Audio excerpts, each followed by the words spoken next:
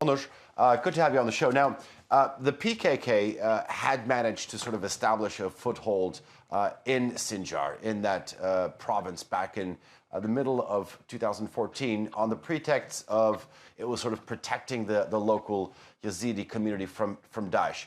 I'm wondering if I can get from you Turkey's perspective why this was such a big headache, the fact that the PKK was able to show a presence in Sinjar.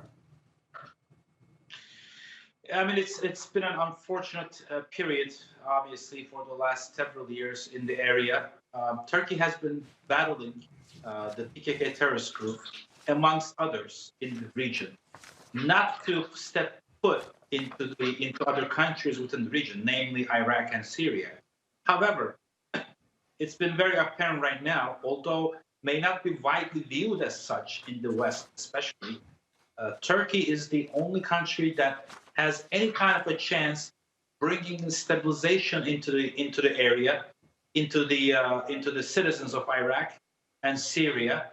And I think this point is being grasped, although it may not be recognized as much, but has been grasped by the people in the region. So Turkey cannot withstand any kind of a terrorist group, especially within its neighboring countries. And it will do everything in its power, hopefully, with the acceptance of respective countries in doing so. Okay.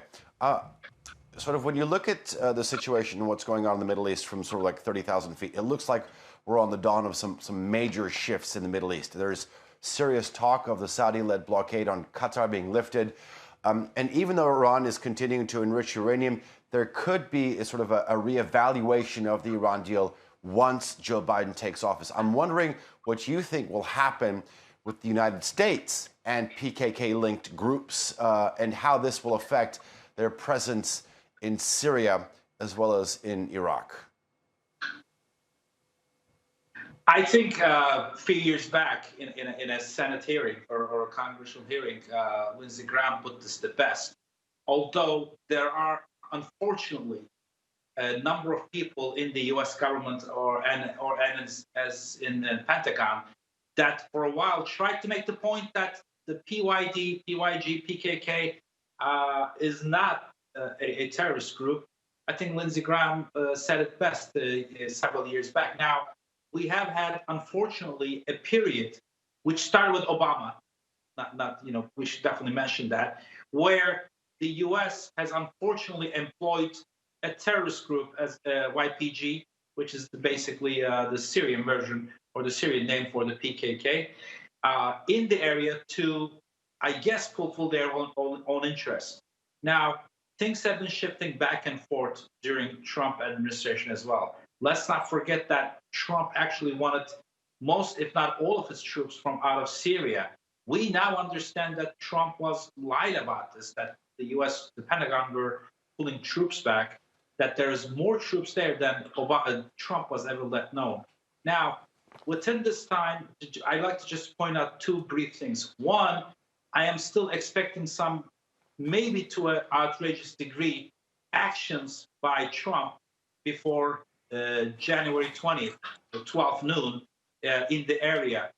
This may be towards Iran, predominantly, maybe to a certain degree Iraq and Syria, we'll see. But hopefully, which doesn't seem like it, but hopefully we will not live the third Obama administration in the first Biden administration of the next 4 years, because that would be devastating. As you know, I think the 8 years of Obama has the medal as to the most, fights and then most clashes outside of the United States. That was a very, very unfortunate and bloody period.